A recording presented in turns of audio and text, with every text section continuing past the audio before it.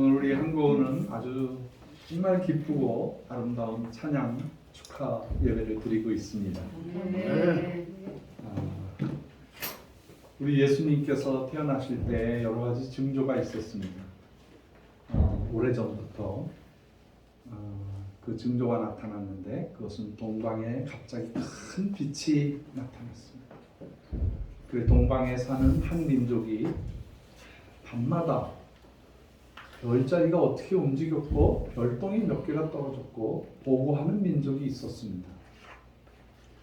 그거는 태평양 쪽으로 마지막에 나와 있는 페닌슐라 반도였습니다. 그래서 첨성대도 있고 산 꼭대기에 여러 지역에 하늘의 움직임을 조사하는 박사들이 있었습니다.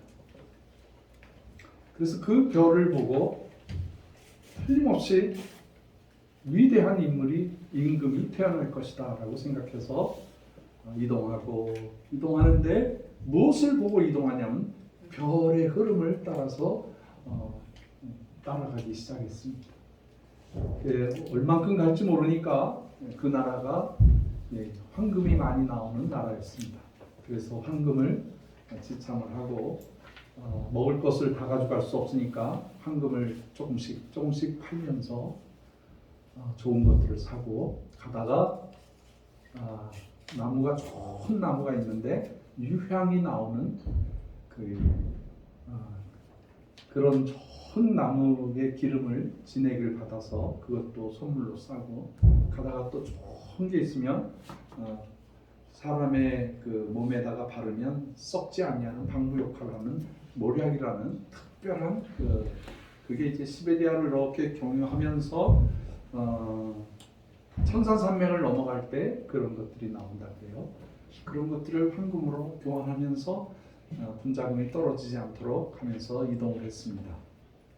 그래서 도착한 곳이 예루살렘에 도착을 했습니다. 이 예루살렘은 이스라엘의 수도였습니다. 거기에는 왕이 있었습니다. 그 왕이 헤롯이라는 분이었습니다. 이 사람은 동방에 큰 박사들이 왔다 그러니까 깜짝 놀라서 맞이했습니다. 우리 나한테 좋은 일이 생기는 건가? 왕이 여기서 태어났냐고? 그럼 내가 왕인데 내 자녀들을 얘기하는 건가? 정한 궁금한 호기심을 가지고 만났더니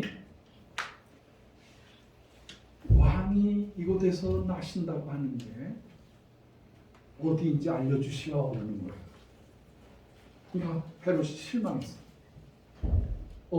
내가 아니란 말이야? 그래서 그 박사들은 잠깐 왕궁에 머물러 있는데 그 헤롯이 도대체 어디서 왕이 난다는 말이냐? 성경을 찾아봐라.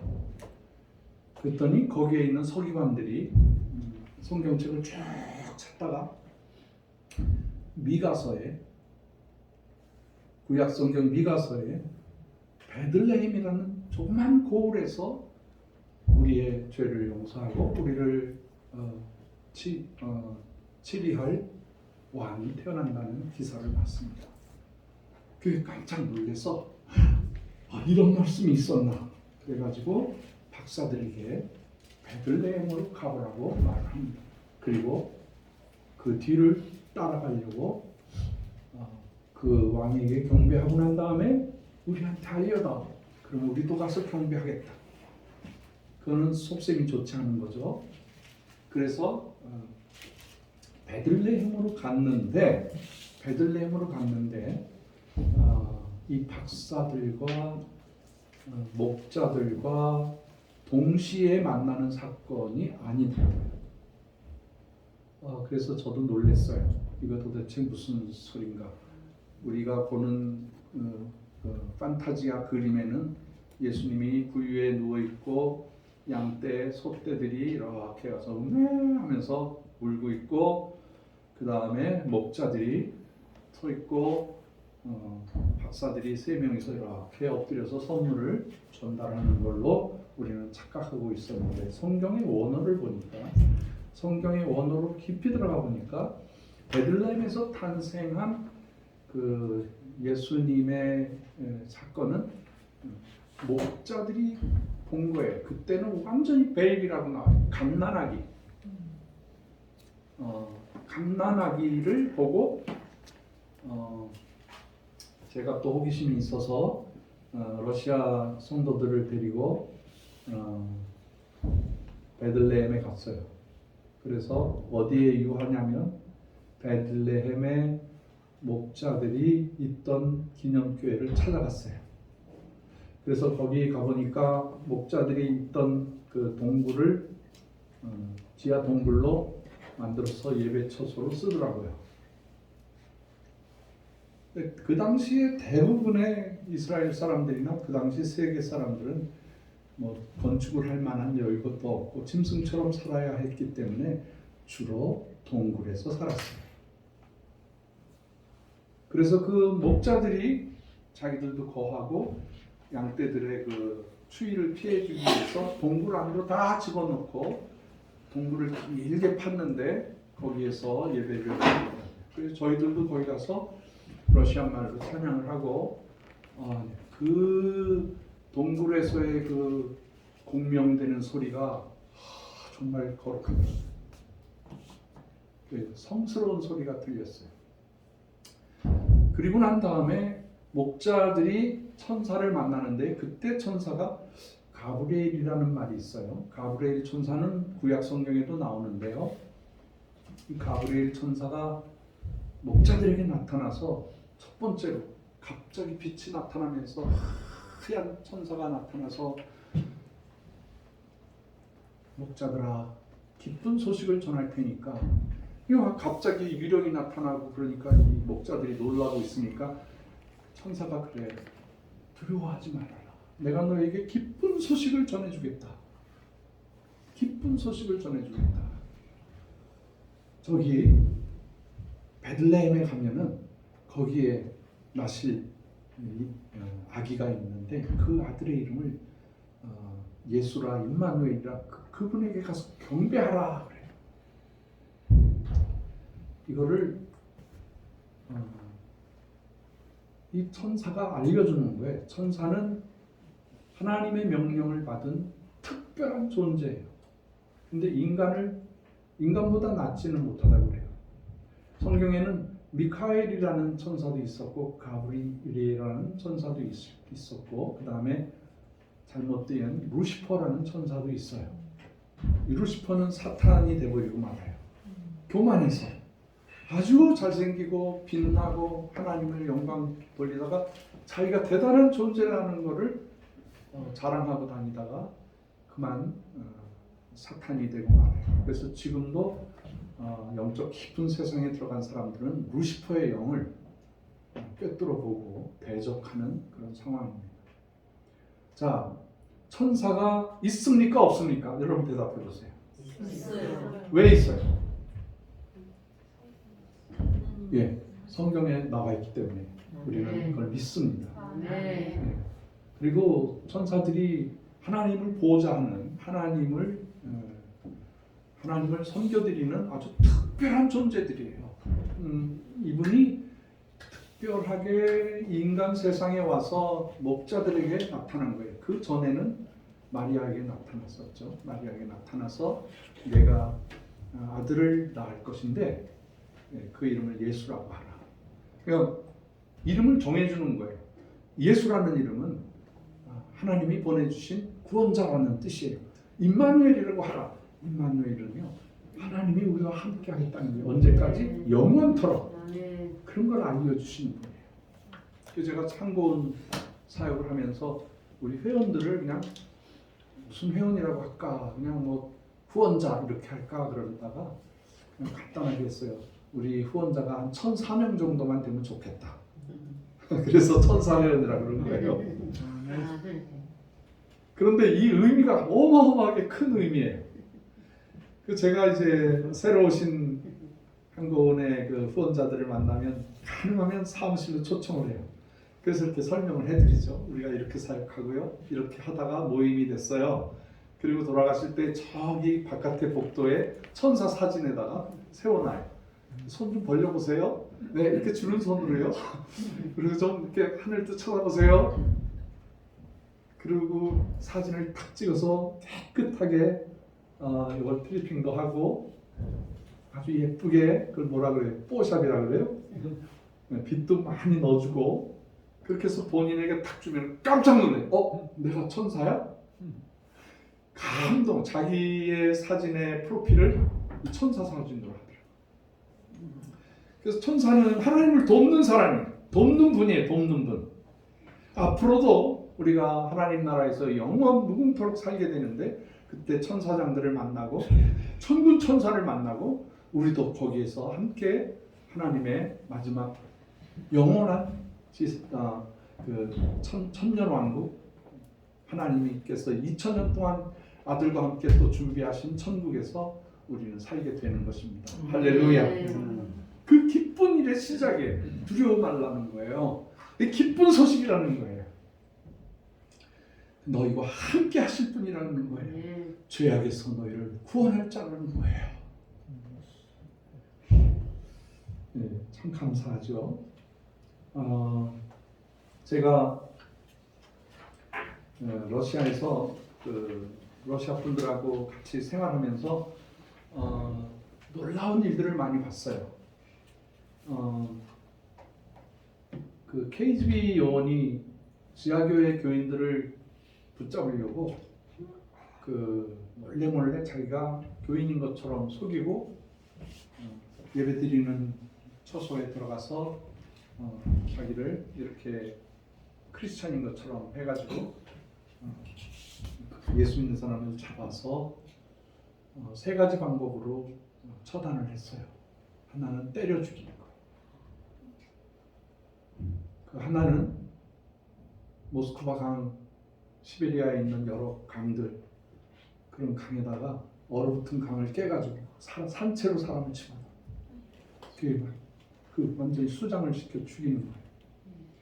자비를 베푸는 방법 하나가 있대. 돌멩이를 이게 묶어주는 거예요. 그러면 바로 가라앉아서 죽어요. 그런데 너는 악질 예수쟁이야 하고 나쁜 마음을 푸는 그런 사람들은 돌멩이를 주지 않고 그냥 집어넣으면 얼음과 물 사이가 이만큼 공기가 있어요. 그래서 거기다가 이렇게 대고 있으면 숨을 쉴 수 있어요. 그런데 그 마이너스 추운 보통 시베리아는 30도 마이너스 40도 그렇거든요. 근데 그 고통을 죽을 때까지 느끼게 돼요. 그런 식으로 죽였어요. 제가 KGB 본부에도 들어갔거든요. 모스크바 안에 거기 어린이 백화점이 있고 아무런 사인이 없는데 누렇게 생긴 건물 큰 곳이 몇 채가 있어요. 거기가 바로 KGB 공산당 비밀 정보 요원. 거기에 사람들이 우리가 마귀들이 아니다. 우리 돈 주면은 구경시켜 줄 수 있다. $20 내라고 $20 주고 들어갔어. 초창기에. 근데 다 보니까 지하 한 4층 정도로 갔는데요. 거기에 큰 쇠파이프, 우리 마이크 때보다도 더 되는데 뾰족하게 생긴 쇠파이프를 콘크리트에다가 박아놓고 있어요. 여러분 이런 거 설교할 때 참 힘들어요. 차마 이런 얘기 하기가. 그런데 말씀해드릴게요. 거기에 예수 믿는 사람들, 끝까지 배반하지 않는 예수 믿는 사람들을요 이렇게 들어가지고요 항문에서부터 찔러서 입으로 이렇게 나오게 해서 말려주고요. 그게 우리 크리스찬들의 죽음이었어요. 그 70년 동안에 공산주의자들이 마귀들이 했던 일들이에요. 그것을 누가 가져갔냐면은 동독에서 가져가고요, 중국에서 가져가고요, 북한에서 가져갔어요. 그래서 예수 믿는 사람 죽이는 법, 지금도 가장 잔인한 방법으로 죽이는 방법들이 북한에 존재하고 있어요.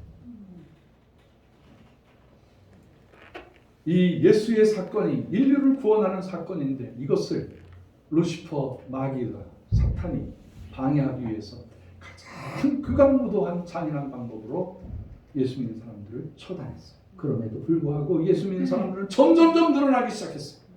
죽음을 두려워하지 않았어요. 세월이 지날수록 이 복음은 기뻐하는 소식, 만민을 기뻐하는 소식, 그건 2000년 전이나 지금이나 앞으로 예수님 재림할 때까지 이 예수의 탄생의 소식은 인류에서 가장 기쁜 소식인 줄 믿으시기를 바랍니다.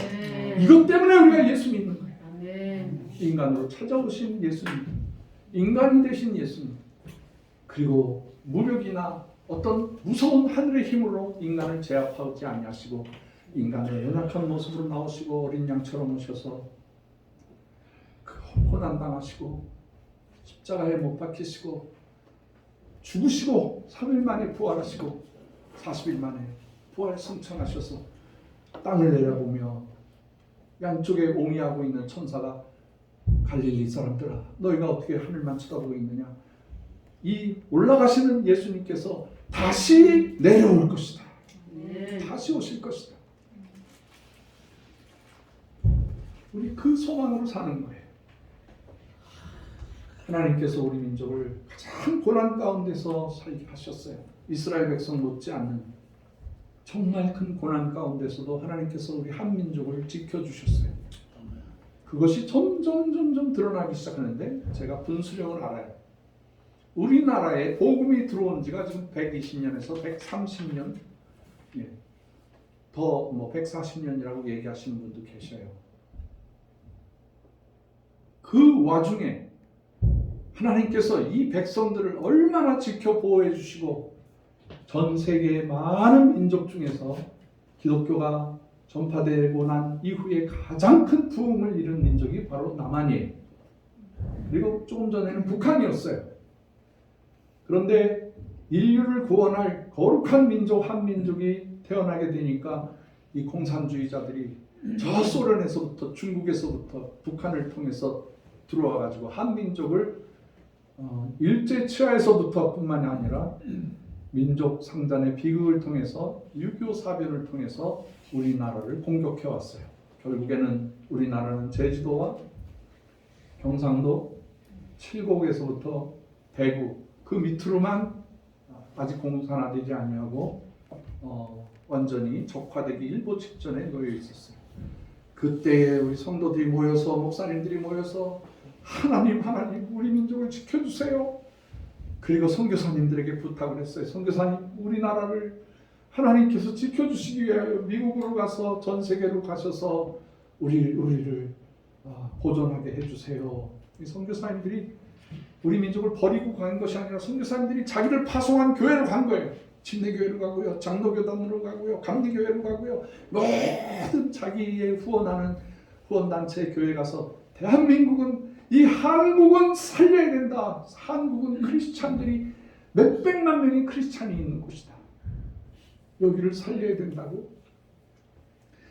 그때 나와 있는 그 교회 장로님이, 권사님이, 집사님이 거기에 국회의원도 있었고요. 거기에 미국의 장관들도 있었고요. 유엔에 다니는 분들도 계셨어요. 선교사님들이 부르짖어서 저 한민족, 저 한반도는 크리스찬 국가다. 이거 큰일 난다. 우리가 여기를 살려야 된다. 그것이 이제 대통령의 귀에까지 들어간 거예요. 그래서 선교사님들, 주한 선교사님들이 미국의 백악관에 조참기도에 가서 메시지를 전하게 되는 거예요. 어떤 나라가 어떻게 될지는 모르지만 대한민국은 하나님께서 세우신 나라다. 이 나라를 위해서 유엔이 새로 생기는 유엔과 미군 전체가 이 땅을 살려야 된다. 그분들도 얼떨결에 선교사님의 말씀을 듣고 성령의 감화 감동을 받아서 급하게 조직한 것이 바로 유엔이에요. 유엔. 유엔이 왜 조직이 됐습니까? 대한민국을 살리기 위해서. 전 세계 청년들이 모여 있어요. 전 세계 알지도 못하는 한반도에 와서 피를 흘리고 장애자가 되고 이 땅에 와서 피를 흘린 수십만 명의 전 세계 청년들의 피가 이곳에 흘려졌어요. 과연 그렇습니다. 한반도는 순교자의 피, 선교사님들의 피, 그리고 전 세계 젊은이들, 군인들의 피가 흘려져 있는 거룩한 땅입니다. 그래서 갑자기 비가 오기 시작하고 비가 오면서 이 낙동강을 건너갈 수가 없어요. 급류가 흘러가니까 북한도 미군도 한국군도 거기서 대치하고 있을 때 시간을 하나님께서 벌려주시고, 그리고 난 다음에 그 유명한 메가더 2차 세계대전의 영웅이었던 메가더가 한국군 총사령관으로 들어오면서 생각을 해봤어요. 야, 이거 어떻게 하면은 이 한반도를 살려낼 수 있을까? 기도하시겠어요. 근데 여러분, 미국의 웨스트 포인트 육군사관학교에 가면은 거기에 전 세계 최고의 훌륭한 장군의 동상이 있어요. 그분이 누굴까요? 웨스트 포인트 육군사관학교. 미국이 지금 세계 최강의 국가가 됐는데 어떤 장군을 가장 중요한 사람으로 할까요? 롬멜일까요? 아니죠.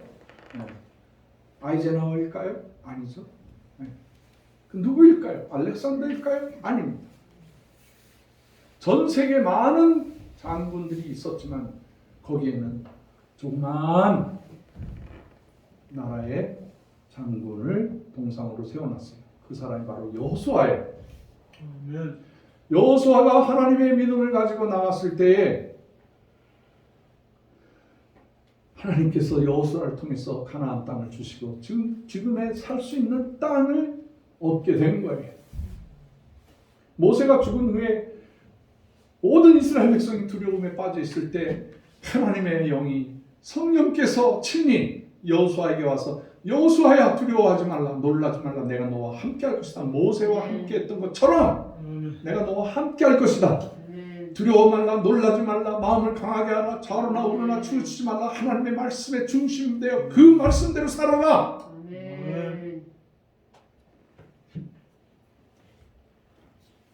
그래서 여호수아 장군이 가는 곳마다 승리를 하게 되는 거예요. 그래서 요단강을 건너 여호수아는 두려움 없이 하나님의 명령이면 강을 건너고 사막을 건너가고 하나님의 뜻을 이루어냈던 위대한 장군이 되었습니다. 바로 그 학교의 졸업생인 메가더가 성경에 나타난 여호수아의 전법을 사용했습니다. 그것이 뭐냐면은 저 경상도에서부터 밀고 올라가려면 시간도 많이 걸리고 어렵기 때문에 중간에 인천을 상륙해서 인천에서 딱 공격을 하면 되겠다. 여호수아의 전법이에요. 인천은 아름다운 항구이지만은 간만의 차이가 10m, 9m에서 10m까지 나는 곳이 배가 들어갈 수가 없어요. 커다란 항구를 만들어야 돼요. 길을 만들어는 없어요. 그 당시에는 나루 빼나 다니는 그 정도였었어요. 그런데 메가더가 기도하면서 하나님, 이 나라를 하나님께 드립니다. 이 작전의 성공은 50만 분의 1도 안 되지만 실패할 확률이 다 실패할 수밖에 없지만 하나님께서 해주세요라고 기도하고 여호수아의 전법을 사용해가지고 인천 상륙 작전이 성공하게 된 것입니다. 할렐루야. 그렇게 해서 우리 민족은 나라를 되찾게 되었습니다. 공산주의자들이 들어가서 다 공산 적화를 시켰습니다만 0.1% 한 나라만 성공하지 못한 나라가 있어요. 그게 바로 남한이에요. 마귀의 입 아가리 속에 다 들어가서 온몸이 피투성이가 되었지만은 살아남아서 그 나라 백성들이 기도하고 선교사를 보내고 온 세계 가장 어려운 나라를 다 다니면서 복을 전하고 예수의 이름을 증거하고 그래서 지금 그 이후로 세계를 주님께 드리겠습니다. 복음화 시키게 해주십시오라는 선교사님들의 그 놀라운 사연으로 인하여서 이 나라는 세계 경제 9위 안에 들어갔죠. 세계에서 군사력이 9위 안에 들어갔죠. 세계 최고의 기술을 가지고 있죠. 지금 5대양에 다니고 있는 모든 배의 58%가 메이드 인 코리아죠. 모든 세탁기, 모든 텔레비전, 모든 전화기가 다 넘버원이 메이드 인 코리아예요. 할렐루야. 이제는 온 세계 사람들이 두려워하고 있어요. 하나님께서 한민족을, 준비됐던 한민족을 고난 중에서도 살려내기 시작했었어요. 여러분, 우리나라가 얼마나 강력한 나라인 줄 아세요? 우리나라 탱크가 세계에서 제일 좋은 탱크, 미제보다 더 좋아요. 탱크 제일 좋은 나라가 독일이에요. 그런데 독일 탱크보다 우리나라 탱크가 더 좋아요. 자주포 백발백중 다 맞히는 그것뿐이 아니에요. 제가 독일에 갔을 때 예배를 드리는데 3일 동안 부흥회 하는데 계속 군복을 입은 분들이 오고 예배 끝나고 대화를 해보니까 그분들이 해군 장교들이었었어요. 왜 오셨어요? 이 먼 브레멘까지 왜 오셨어요? 브레멘에 옛날에 2차 세계대전 때 브레멘은 잠수함을 만드는 곳이었어요. 우주선을 만드는 곳이었어요. 첨단 기술을 가지고 있는 독일의 우리나라로 말하면 포항보다도 더 중요한 그런 곳이었어요. 그랬더니 그 장교 되시는 분이 그 국가 비밀이었을 텐데도 저한테 말을 해주더라고요. 우리 잠수함 사가요? 세계에서 제일 좋은 잠수함을 우리가 지금 어떻게 운항하는지 지금 배우고 있어요. 그리고 독일에서부터 이렇게 대서양을 건너가지고 저기 수에즈 운하를 건너서 저렇게 해가지고 한국까지 우리가 가요. 누가 운전해요? 저희가 운전해요. 어떻게 알고 운전해요? 바닷속에 들어가면 뭐가 보이나요? 안 보여요. 아무것도 안 보여요. 그럼 어떻게 하나요? 좌표대로 따라가면 돼요. 바닷속에 들어가면요 아무것도 안 보인대요. 뭐 이렇게 보고 가는 게 아니라는 거라. 워낙 정확한 이 잠수함이 이동하는 라인만 따라가는 거기다 딱 맞춰놓고. 그럼 뭐 해요? 그러면 책 읽어요. 뭐 해요? 무슨 책이요? 성경 읽어요. 그렇게 해서 세계 최고의 잠수함을 가졌어요. 우리 여기 강정혜 목사님의 그 부군 되시는 김홍성 목사님, 제가 러시아 있을 때 블라디보스토크에서 참사로 아주 뭐였죠? 응? 하여튼 높은 공직을 가지고 있었어. 근데 그분이 안기부 소속으로 들어왔는데 무슨 일을 했냐면 러시아가 망해가지고 다 망해서 지금 그분들은 먹고 살 것도 없고 월급도 못 받고 군인들이 탱크 몰고 가다가 배고프고 술이 고프면은요 그거 맥주 한 상자, 보드카 한 상자에 탱크를 팔아먹었어. 그래도 누가 뭐 그거 가지고 뭐 말할 사람이 없었어요. 나라가 다 망해버리니까. 군인들 봉급 몇 년 동안 못 주는 거야. 그럴 때 우리나라가 그때 35억 달러를 꿔줬어요. 근데 세월이 가는데 이자도 못 내지 원금도 못 갚으지. 그러니까 그때 그 국방대학원의 연구소에 계신 박사님들이 제가 모스크바에 선교사가 몇 안 되니까 저를 연락해가지고 많이 오셨거든요. 그래서 그런 얘기를 하는 거예요. 우리나라가 지금 필요한 것들 가져갑니다. 그래서 다 가져갔어요. 아예 더 돈을 많이 주고 우리나라 그냥 남북 통일하세요. 중국한테 한 50억 주고 우리 러시아한테 돈을 좀 주고 그냥 찬스니까 지금 통일하세요. 못 알아듣더라고요. 그 말이 무슨 말인지 못 알아듣더라고요. 그때 아무도 막을 사람이 없었어요. 흡수 통일을 해버리면 되는 건데 믿음이 없는 거예요. 나는 그게 눈에 보였는데.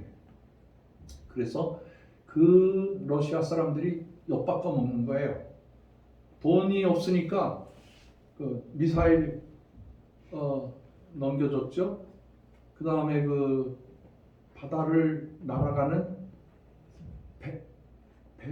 배인데 날아가는 그런 특별 그런 걸 가지고 있었어요. 그러니까 러시아 분들이 첨단 기술들을 그냥 막 다 팔아먹는 거예요. 그때 어마어마한 것들을 다 가지고 온 거예요. 근데 러시아 사람들은 머리가 거기까지밖에 안 됐는데 한국 사람들은 딱 보면은 하나를 보면 열을 아는 거예요. 지혜로운 사람들이기 때문에.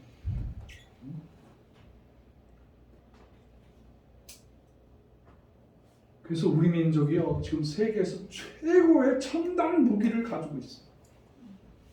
미사일, 극초, 미사일이 날아가는 게 극초 미사일인데 이거는 중국도 막을 수가 없고 일본도 막을 수가 없고요. 미국도 못 따라가요. 그런 거 다 만들어내요. 지금 더 크게 만들어내고 있어요. 앞으로 대한민국의 군사력은 세계 넘버 2까지 될 거예요. 할렐루야. 네. 하나님 왜 군사력을 주십니까?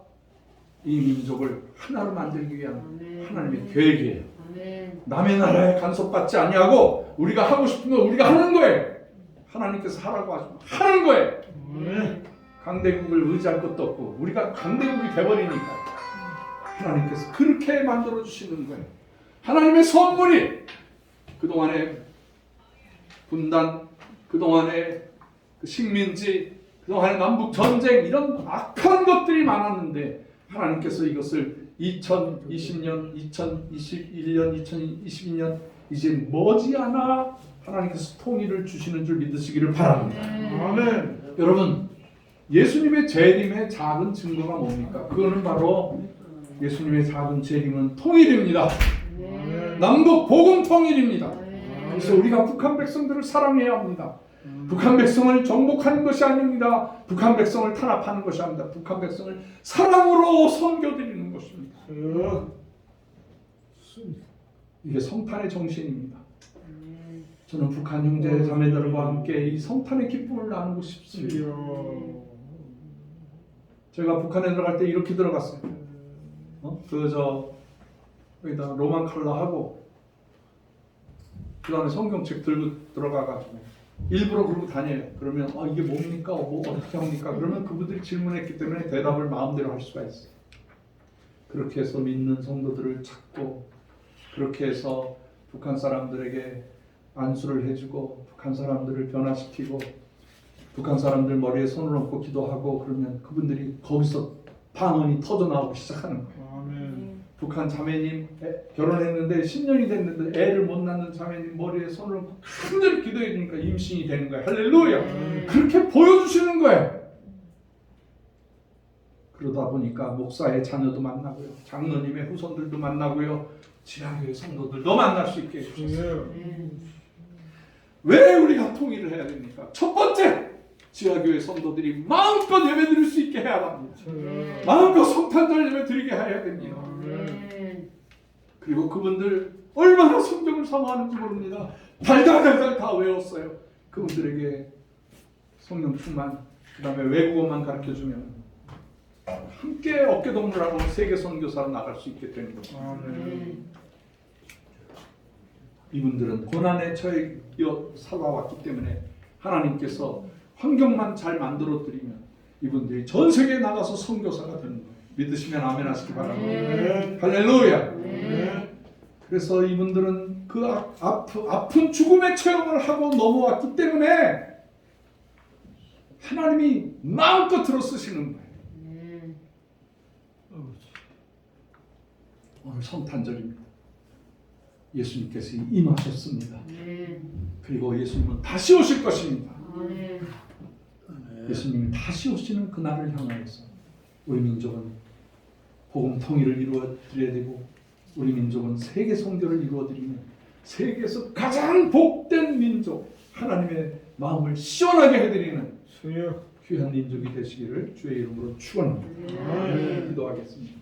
하나님 아버지 감사합니다. 누가복음의 사건이 주여 한민족에게 임하게 되었습니다. 그래서 한민족은 개화가 되고 한민족은 식민지에서부터 벗어나고 분단에서부터 벗어나고 통일을 이루어서 세계 만민들을 선한 곳으로 인도하는 복된 민족 되게 하여 주시옵소서. 아멘. 우리는 북한을 통하여서 저 시베리아로 저 아프리카까지 저 러시아까지 유럽까지 온 세계를 다니며 복음 전하는 위대한 민족, 하나님을 가장 기쁘시게 하는 거룩한 선택받은 민족 되게 하여 주시옵소서. 우리가 이 성탄절을 평양에 가서, 해주에 가서, 사리원에 가서, 저 대마고원에 가서, 백두산에 가서 성탄절 예배를 드리는 날을 속히 허락하여 주시옵소서. 우리 민족을 그렇게 사용하여 주시옵소서. 천사처럼 사용하여 주시옵소서. 날개를 주시옵소서. 능력을 주시옵소서. 하늘의 권세를 주시옵소서. 예수 그리스도의 귀하신 이름으로 간절히 축원하오며 기도하옵나이다. 아멘.